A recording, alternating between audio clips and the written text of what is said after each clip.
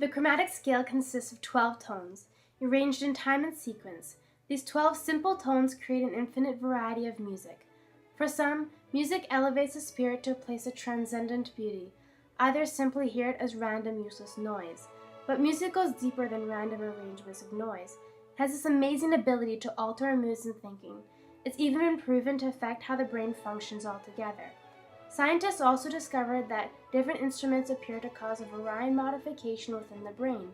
Changes in the brain of singers occur in slightly different locations than for those of keyboards or string players. The impact of the music on the brain is documented via MRI.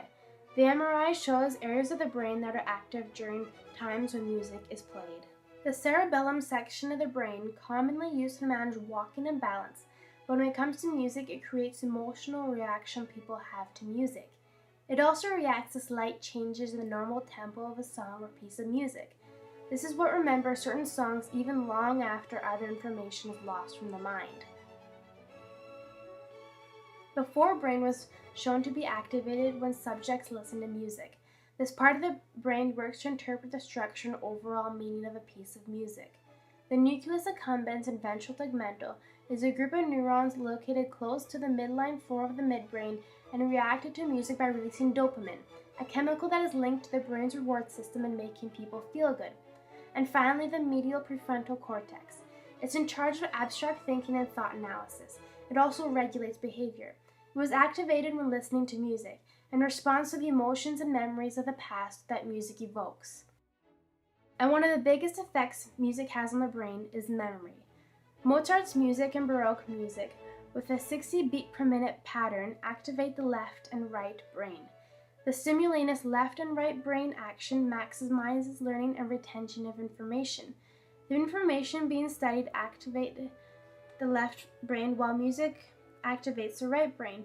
Also, activities which engage both sides of the brain at the same time, such as playing an instrument or singing, causes the brain to be more capable of processing information. According to the new Center of Discoveries and learning potential can be increased by a minimum of 5 times when using the 60 beat per minute pattern. For example, the ancient Greeks sang their dramas because they understood how music could help them remember more easily. A renowned Bulgarian psychologist, Dr. George Lozanov, designed a way to teach foreign languages in a fraction of the normal learning time. Using a system, students could learn up to half of the vocabulary and phrases for the whole school term, which amounts to almost 1,000 words or phrases in one day. Along with this, the average retention rate of his students was 92%.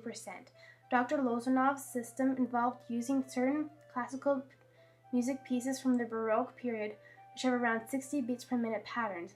He has even proven that foreign languages can be learned with an 85 to 100% efficiency in only 30 days by using these Baroque pieces.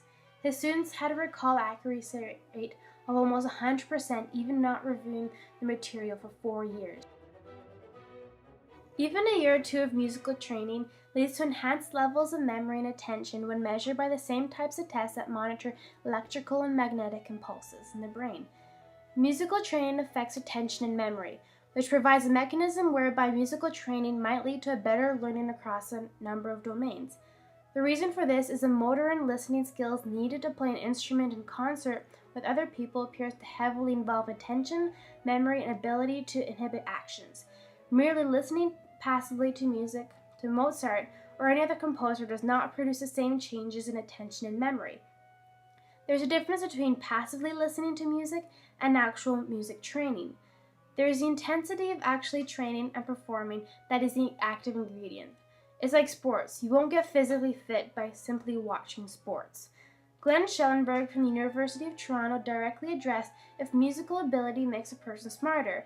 Such assessments concerning children are always difficult because of the influence of other factors, such as parental income and education. Nevertheless, he found that passive listening to music seems to help a person perform certain cognitive tests, at least in the short run. Actual music lesson for kids, however, leads to a stronger, lasting cognitive success.